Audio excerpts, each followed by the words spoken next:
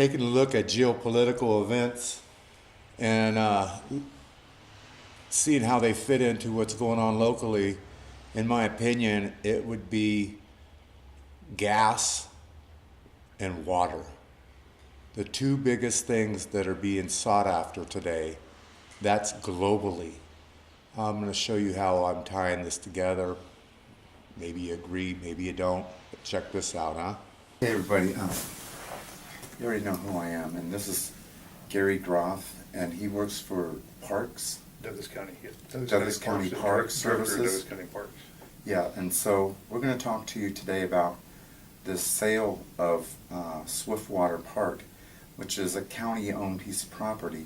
Now, I'm just going to go about what I have been told and let Gary fill you in with the particulars, correct me if I'm wrong, and whatnot like that. So I'm under the impression that this said property was in the middle of being sold to a conservancy group, which in turn was backdooring a deal with the BLM. That's where my issue comes in. If this has been backdoored to the BLM or anybody that is not directly related to our county and to the people, then I have an issue with it. So I'm going to shut up and let Gary just go and tell what he knows about the deal, because he's the one that's directly involved with it. So here you go, Gary. Okay. Thank you. Well, Swiftwater Park is located about 5 miles east of Glide, Oregon. It's 211 acres, straddles the North Umpqua River. It's bordered by both some private land but mostly, or the majority of it is federally owned. The neighbors are federally owned BLM. Controlled, okay, federally controlled BLM property. County has owned the property since the 30s and was dedicated as a park, I think, in the early 50s. And it was initially my idea to consider selling it to anybody that would be interested in buying it. Not necessarily the BLM or Western Rivers or private. I didn't really look at any particular entity. My concern is that our Parks Department, budget-wise, is going broke, and we have been instructed to get off a general fund. And to do that, we either had to cut expenses drastically or increase our revenue. And to cut enough expenses to get us off a general fund, we would have had to close a number of parks. I have to say, I smell a rat. On July 15th, Gary fails to mention that they removed the designation of a park from Swiftwater Park, said people's property that they want to sell to the BLM. It's kind of moving in the wrong direction as far as I'm concerned. But the part that gets me is, why would it be on general fund if it's no longer a park? It was just to that point. So my idea was to look at some of our properties that are, I call them kind of surplus, properties that we don't generate much revenue from, and Swiftwater was one of those. 211 acres is very seldom used. The North Umpqua Trail, a hiking trail, goes through the property. Yeah. And we have a pavilion there and a flush toilet facility, though that's inoperable now because the well doesn't, or the pump in the well is broke. But anyway, there is a developed bathroom and pavilion there, very seldom used. It had a lot of value, and so I said, well, why don't we consider selling that park, and we'll take the revenue from that and invest it in some parks that are more well-used, more suitable for like campgrounds, and that would also supply the demand that's increasing. And that would also add to the general fund, is that correct? No. No? It's state law. It would go back to what it's... Go back to parks. By state statute, any park property that's sold is required that it go back to parks. Yeah. Good. Well, that's good. And so, but this all started about 2+ years ago. It came up at a couple of commissioners' meetings. Public outcry was that people did not believe that we should sell this piece of property to a private entity. Western Rivers Conservancy is a private entity, and that is the only way that the BLM can utilize the funding that they have under their funding thread. They are not allowed to use their money to buy from the people's property from another governmental agency. And just like I'm seeing issue after issue after issue, these people do not listen to these commissioners, these commissioners do not listen to the people. I see it over and over and over again. It's time to make a change. Good afternoon. Well, we're a little early for that. And jump in on that a little bit? Good morning, Commissioners. Edward Andrew Rothschild. You know, I actually liked a lot of what I heard this morning. I have to say, we all like it when people are interested in abiding with the Constitution. I'm here actually, my one question I want to ask, and you know I'm always here about Swiftwater Park. It's an important issue to me, many reasons for it. So my question is, have we taken it off the table yet? I like that answer. Now, we can? No. Okay. I'm going to go into this little something. I got a little webpage that I get activity from the community and actually global. And one of our retired sheriffs from Southern Oregon gave me a little piece of information for me to go dig on. And it's pretty reflective of where our country's at today and some of the frauds, lies, and deception that's going on, that's coming out of the federal government. And one of them was pretty interesting, has to do with the BLM. As it turns out, the BLM is a privately owned corporation. It was actually incorporated in the territory of Puerto Rico, 1928, I believe. And according to the information that I got, reads as such. Let me find it here. That if we go by the Constitution, it would actually be illegal to operate in any of the 50 states of the United States. The BLM is actually a sub-corporation of the United States, incorporated in a private foreign-owned offshore corporation since its last incorporation in 1925. My correction on that. Copyrighted, trademarked, and registered in Puerto Rico under the Reorganization Act, Washington, D.C. District of Columbia, by its own private business charter. Neither the BLM nor any other federal corporation, agency, has lawful legal authority or jurisdiction. The BLM is actually classified as an agent of a foreign principal under the Intergovernmental Personnel Act. In other words, they don't represent the constitutional republic of the United States. It is actually unconstitutional for them to operate in any of the many countries. That's what the United States is, 50 small countries that's united. It's a republic. For the commissioners to do any business with the BLM, and I'm speaking particularly on behalf of the Swiftwater Park, it would be completely unconstitutional, and I would object wholeheartedly about that whatsoever. I also have a little bone to pick about something that we had talked about, and that most of what I got was this rhetoric about how it would be guaranteed if we gave it to the BLM that it would remain in public hands for public use. Well, I have an agenda that you guys have agreed upon on 7/22/2015, and the public hearing, Land Department, Gary Groff, public hearing in order to remove park use designation on property known as Swiftwater Park, Douglas County, accepted for the purchase and sale agreement on July 1st. So you remove the designation of it, so it's not even a park technically now. So how do we know, and how are we going to be able to trust the fact that there's going to be any land guaranteed access for the community, when it's not even a park now. Now, I got a little problem with that. Is that some deception, or what's going on with that? Huh? And then I'll only get on to something that's really, really important to me that I've talked to two of you guys about so far, and that would be about this activity with an outfit called Monsanto. Monsanto, if you do any research on that company whatsoever, you know that they are probably one of the dirtiest companies on the planet. They're the manufacturers of Agent Orange and just about anything that's a harmful carcinogen to humans, okay, and more. But they evidently have been able to worm their way into politics all the way to the very top.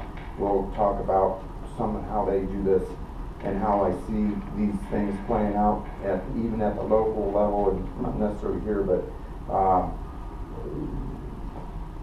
Donald Rumsfeld, for one. Who did he come from? He came from Monsanto.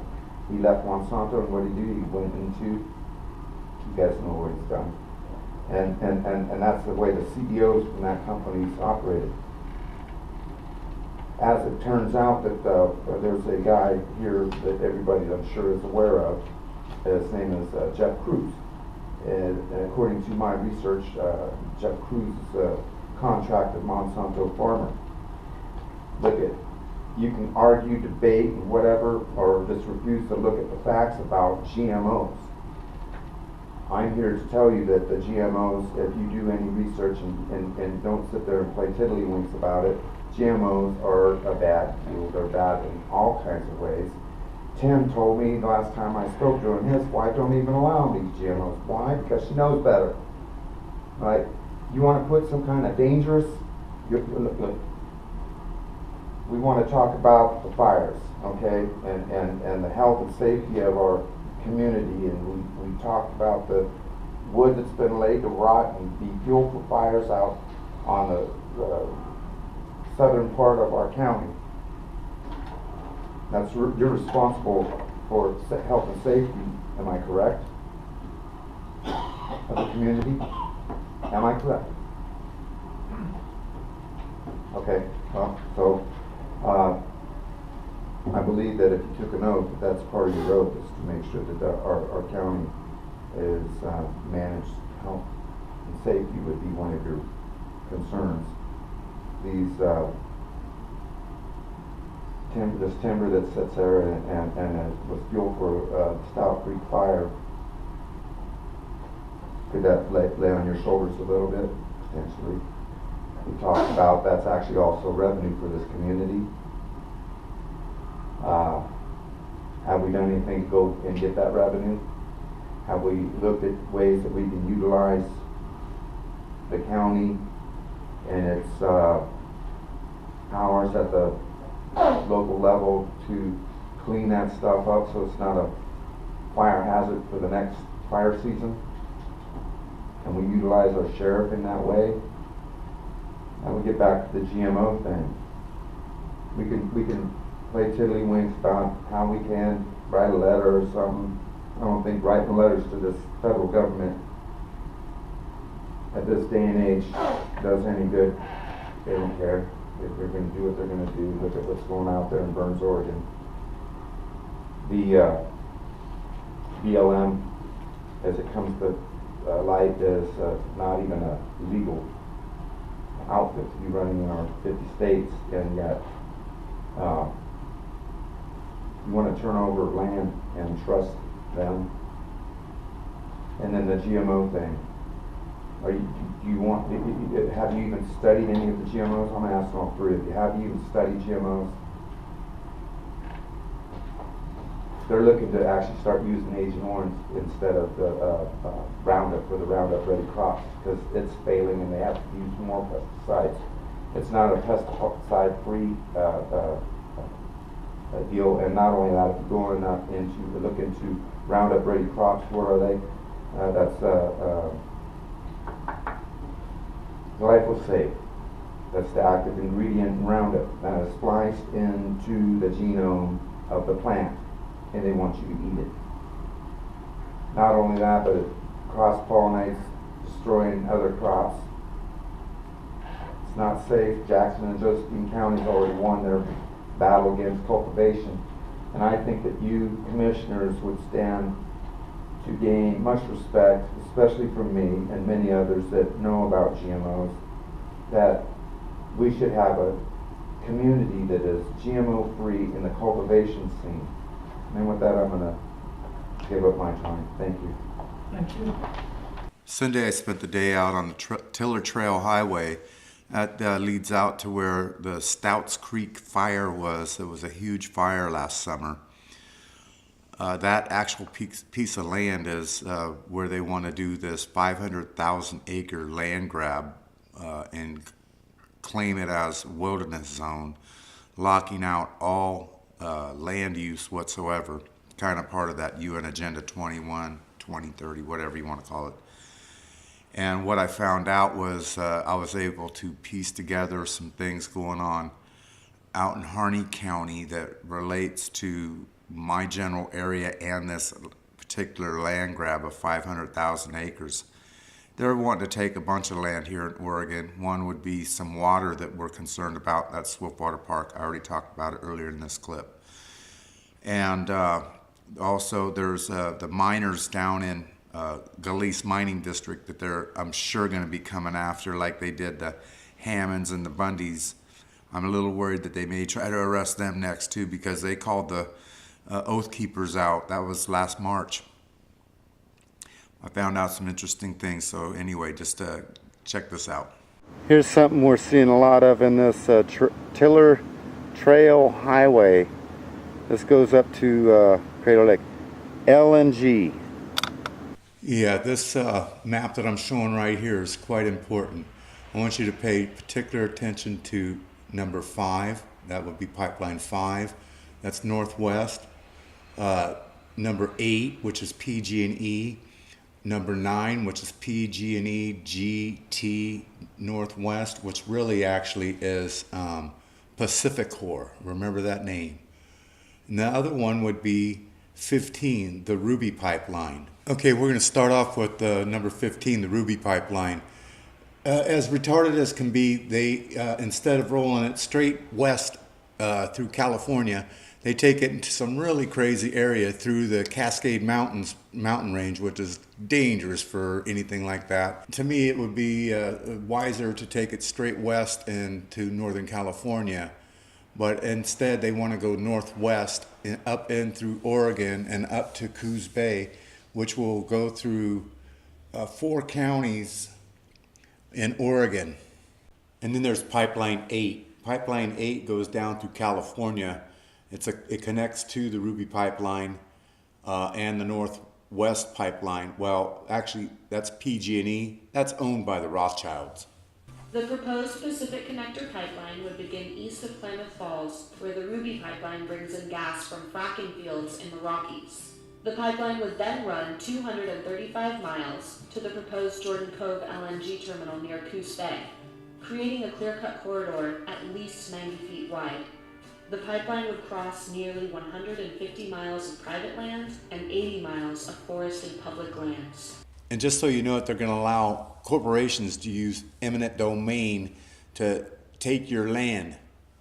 That's all that TPP, TTIP crap. The pipeline is proposed across the Coos, the Coquille, the Umpqua, the Rogue, and the Klamath Rivers, in addition to crossing nearly 400 streams and waterways throughout those watersheds. Now these guys want to take this pipeline and instead of going and dropping directly down into California where they already have the Northwest Pipeline going, they want to run it northwest up to Coos Bay, which is completely retarded. It's going to go through all kinds of rivers, and by the way, all this is going to be buried underground and under the rivers. This is a big issue. We already know how they constantly are polluting crap with their stupid pipelines. Now, we got to have them, I guess, but it's got to be definitely a better way to do this than that they're proposing. Then we got the Meyer area.